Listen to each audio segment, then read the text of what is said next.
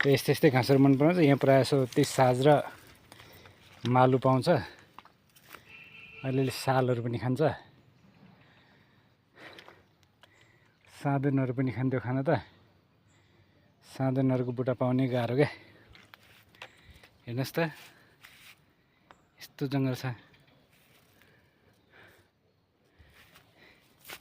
यस्तो ठुल्ठुलो सल्लाहको रुखहरू छ। चराचुरुङ्गीको आवाज।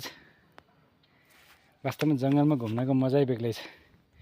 उतापट्टितिर खोला छ तर खोलामा पानी छैन।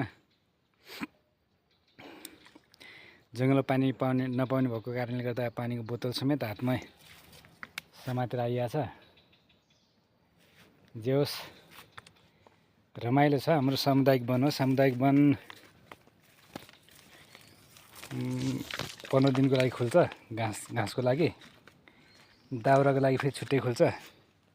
अहिले घाँसको लागि मात्रै हो। यहाँनिर बँदेलले खन्याएर चाहिँ देख्नुभयो त, बँदेलले खनेको ठाउँ। बँदेल पनि पाउँछ प्रशस्त।